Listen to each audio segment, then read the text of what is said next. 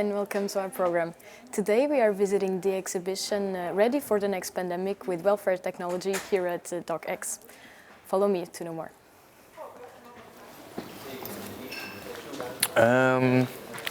We can take something a bit similar. This is both for training like your visual abilities, so both your peripheral vision and can also do different eye tests with this, but also for training these things. Maybe you could do a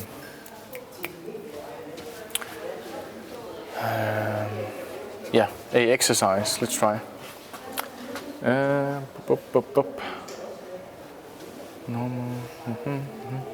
So if you place yourself right here, then you have to. I can show you in the start here. So you have to, there's some place where it indicates where the arrows should go, and then you have to take this one and then that one. So where the arrow is pointing, you need to press. So now it's this one, and then that one. And do you have time? Yeah, you should do it like, now I set a metronome, so you should actually do it in that speed. Maybe it's a bit fast. Yeah.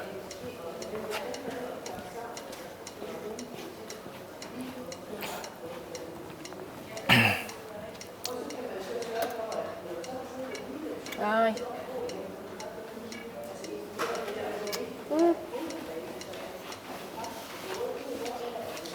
Yeah, great. It's a bit weird because sometimes I cannot see. Ah, yeah, okay, if your hand is in the way.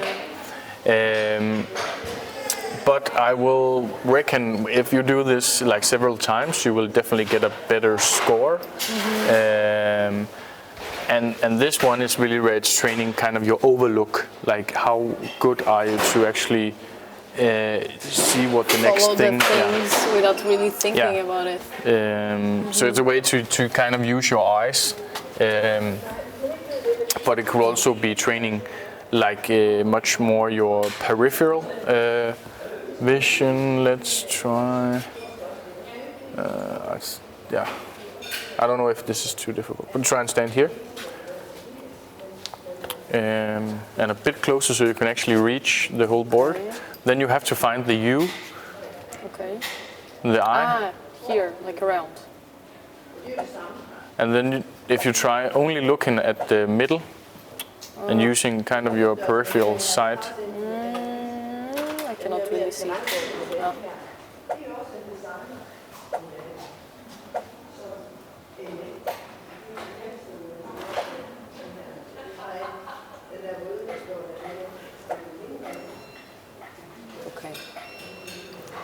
That's actually very good to train a lot of brain functions. That is something like we use every day. Mm-hmm. For example, going around in the city. If I don't even have to look at the person coming over here, I would be able to reckon that the person is coming, but I cannot really see the person. But my brain would interpret this, and this is like training that, and also being able to test it from time to time. Let's say you have some sort of disease that makes that very difficult. You will be able to see, okay, I'm actually becoming worse at this task, and then this can also help you train it, and you will actually be able to see that you are becoming better and better at this specific task, for example. But this is cool. I like this. Yeah, it's very fun. As well. Maybe we can take some of the devices over here. This one is quite funny as well. So now I'm just talking about the chair here. So it's actually called like a Catapult Seat. So and this one is only mechanics, so there is no electronics for this. This is really a pump.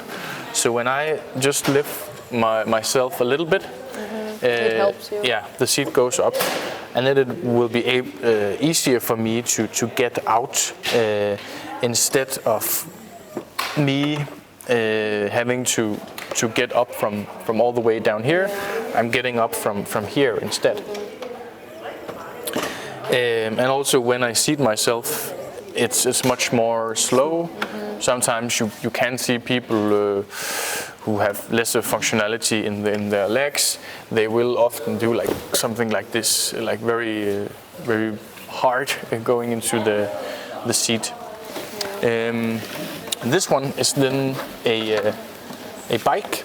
Oh, it's the wrong way around. Made for people, for example, who are not able to go onto a home trainer over there. That could be if you don't really have the balance for it. Then you can use something like this. Okay. And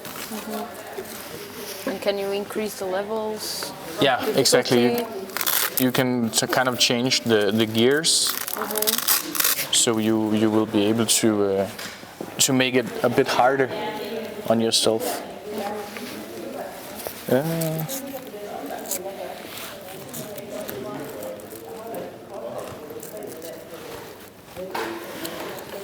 Okay, I'll just do it like this. Yeah, so I can change the gears down here, and I can also see how far I'm riding, for example.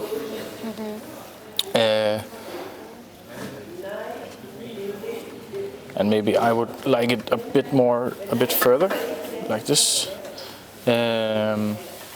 So yeah, basically I'm sitting down biking, and I could be watching something on the television, and it could, for example, be something similar to over there, where I'm actually biking.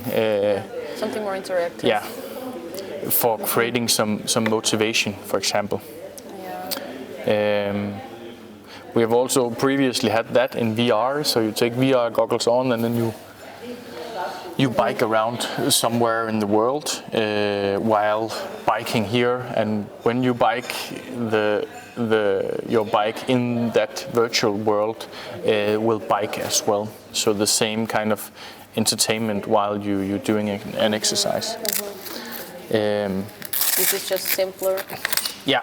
So other people can also do it. And it is, of course, it's very important, especially like for everybody, it's very important to be active and to do exercises and keep up your activity level. But when you get at often older age, or you have some sort of disability, it makes it much more difficult just to take a walk. So doing exercise becomes both harder, but it also becomes just as important, if not more, for keeping your level of functionality when you, for example, get older, or you get some sort of injury. Like it's even more important. Yeah, exactly. For not getting worse, and in the end you might not be able to walk at all, or so something like this for people who cannot go out and run and cannot take a walk can mean the world. Oh yeah, let's take this one. This is actually, I think, the newest technology that we have in here, or the one we just got it the other day. So it's a walker. Generally, of course, everybody usually have seen these. It's for not only elderly people, but people who have difficulty walking. It helps you keep your balance, and it also makes it less harder on your joints and your muscles to walk. And for a lot of people who are using a walker, they will have difficulty with their balance, and they will be prone to actually falling down and maybe injuring themselves. And what often can happen when you use a walker, let me see, I just need it a bit higher. Yeah, is that the walker can kind of run from you. So if I were to slip, I might put my foot down too early, and then the walker would go out. Yeah. This one has then special brakes here, so they brake when there is a sudden acceleration of the walker here. So, for example, if I was to trip, it brakes. You can you can see. Yeah, you can actually see it on the. And if I was to do that with another walker, I would have fallen right on my face. So instead, it kind of brakes, and then I'm able to hopefully keep my balance. So it's a bit of a airbag or handbrake for a walker. Yeah. Safety. Yeah, but kind of like genius, I think, solution, because you can actually put it, like you put it on the wheel, so it's not the walker in itself. It can be put onto the walker that you already have. So you don't have to buy a totally new walker. It's just like an addition to the specific wheel. What is this helmet thingy? Yeah, it is actually a airbag, but it's not an airbag for the cars. It's an airbag for people who bike, and I think maybe that I think Denmark is maybe the second biggest biking country in the world. Like, we bike a lot. And more people luckily have like helmets on, but there is a lot of people getting injured each year in traffic accidents on bike. And that can be when you hit a car. It can also be when you there's slippery or something that you fall over when you bike and you hit your head. So what this does is you put it on your neck like this. And then you put this button in here, and then it will turn on. And if I were to do some sudden movement, I would be looking like this afterwards. Now this is a bit flat, but just when it pumps up, it's very, very hard. And then it cushions kind of the fall, as you could imagine. And it does that a bit more than a biking helmet would. So a biking helmet would of course be a bit hard when you hit the ground, but this one will be quite soft. That is nice. Very helpful. And it is actually invented in Sweden. I also like a lot, in that sense. Yeah.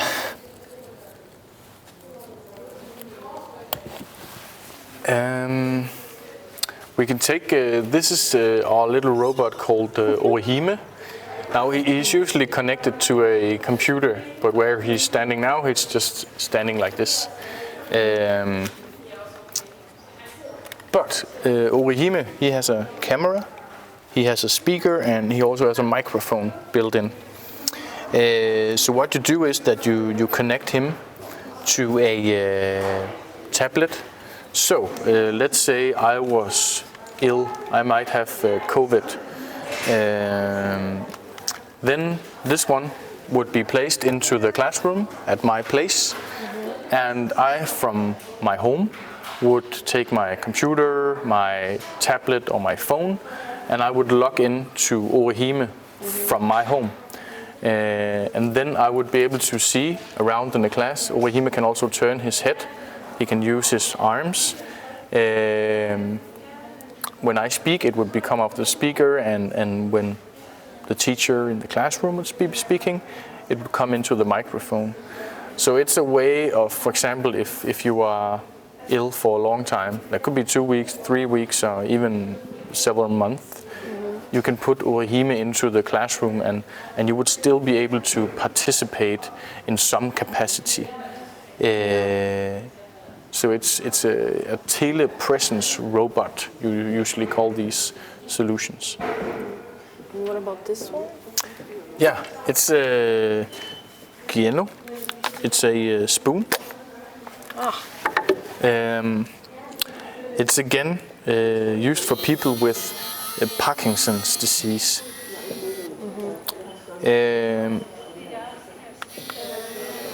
So you can turn like this, but what it actually does is that it has a gyroscope inside, much like our phone and our phone has. So when I'm shaking here, it's actually learning how I'm shaking and it's tried to counter it. So it's steady. Yeah. This part. If I was doing this with like a normal spoon and trying to eat something, it would fall all over the place. Then you can take this on and you can put on a fork, and then you would be able to also do, for example, if you're eating spaghetti or something, it can help you put it on. Now it hasn't learned my movements as well, but the more and more you shake, like it kind of counteracts the specific tremor that you would have. Yeah, so a very nice solution for people with Parkinson, for example, and helping them to eat themselves without spilling it all over the place. There's a lot of those in here. Yeah, help really with nice. with eating. It's a very important part of our day. Yeah, we kind of just take it for granted. Yeah, we do. This is a glass, as you probably can see, but it can actually measure the liquid that I pour into the glass, and then it can send data about when I'm drinking it, and it would also give me a register of how much I drink during a day. And actually we all have to drink quite a lot of water during the day, or at least some. It could be milk, it could be coffee, it could be soda, but we do need quite a lot of liquid during the day, and a lot of people actually don't get enough. And that especially goes for elderly people, and it can be people with dementia again, where you simply forget, or you don't get the stimuli where you are thirsty as much as you normally would, and then you can actually be prone to not getting not enough water, and then you will be dehydrated, and it can be very dangerous to be dehydrated for too long, and it's very unhealthy. So this one just measures like when you drink and how much is filled into the cup via this, and then it sends, let me see, it sends this up in the cloud, and other people like family or healthcare personnel will be able to see when you have been drinking enough, or if you, for example, are in risk of actually being dehydrated right now. And then as an intervention, I could come and say, oh, remember to drink some water. Yes. And what about the cat there? The cat, yeah. It's an interactive cat. Let me just turn him on real quick. For a moment I was wondering if this was just decoration or if it's also a gadget. No, he is. It is basically a robot cat. So it has some sensors. So when I'm what you call petting him here, he will begin to spin, and I think also he should be able to have some light sensors. Sometimes he rolls a bit on his back and do some other cat-like movements. We also had a dog. Yeah, but it's used for most often. Okay, most often it's used, especially in nursing homes, where it could also again be people with dementia. It could also be people with other development and cognitive disorders, and like having a cat or a dog, there comes a lot of responsibility. You have to feed it. It often also can make a mess. It has to go out and pee and poop sometimes. There's a lot of things coming with having a dog, and that can be difficult sometimes in an institutions. Yeah. So there they actually sometimes use some of these cats and dogs instead that are robots. Some of them are very human-like, or very not human-like, but very much like the specific animals, and quite advanced, and some are less advanced. This is probably somewhere in the middle. It is kind of interactive in a lot of ways. So for some people, it would actually be not as good as a normal cat, for example, but enough for them to actually get a great interaction with an animal, even though it's a robot. So yeah, but it's used also here in Aarhus at nursing homes as well. Yeah, so we try and take this. It's Hey, that's weird. yeah, a lot of people have a difficulty figuring out what it actually is. It's called Duff and Donner, and now normally I cannot really create a vacuum here. I think on this table, no. But it's for taking on compression socks. I think I can do it like this. So maybe yeah, okay. compression socks can be. Oh, I'm getting it all in there. Can be very difficult to put on. They are very, very, very tight socks. Much like if you get a football sock that is 2 sizes too small, it is it's really a pain to get it on, and that's similar with compression socks. So this one is kind of it's much like a bowl of silicone. So it's very soft. And then if this was my foot, then you would put it on here, and then it will just glide on. And yeah, this is almost a very nice feeling. And then you just have to pull it the rest of the way by hand. Otherwise, yeah, you would have to kind of do it from here, and It's way harder. yeah, it's way harder to get it up here, and it's much more uncomfortable for me. And often, people who are not as mobile as I am would not be able to put it on by themselves, so they would need help. And putting socks on other people is very difficult. Yeah. And it can be very strenuous and very annoying for the person getting them on. So this one is a great help in those scenarios.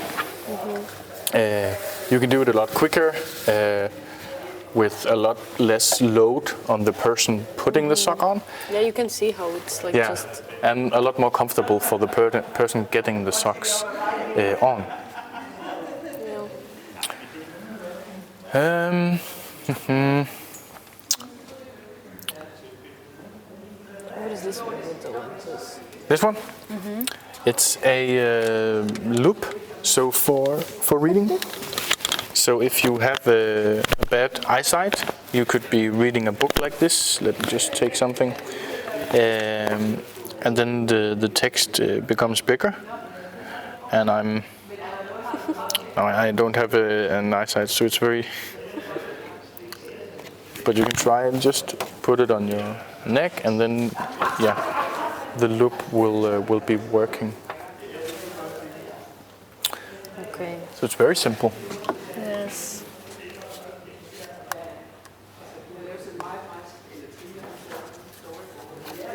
And this is then a digital loop, so it does the same thing. Let's just see. It does the same thing, just digitally. Så høj hygiejne.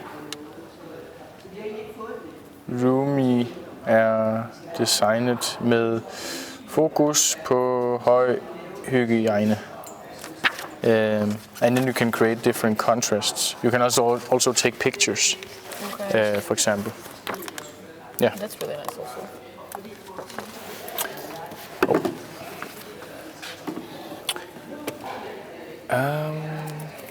What about these ones? These ones, yeah, they are. I can put it down here. You could actually call it a small laboratory.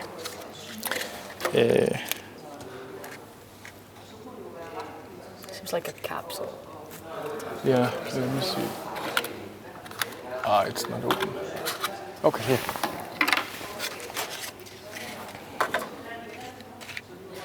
What is the name again? The name is Ego Health. So it's actually for doing different tests, but at home. Okay. So this one is a box that can do some of the small analysis. So I would need to prick myself and then suck up some of the blood, get the blood into this small one, and then I put it in here, and it does some of the analysis.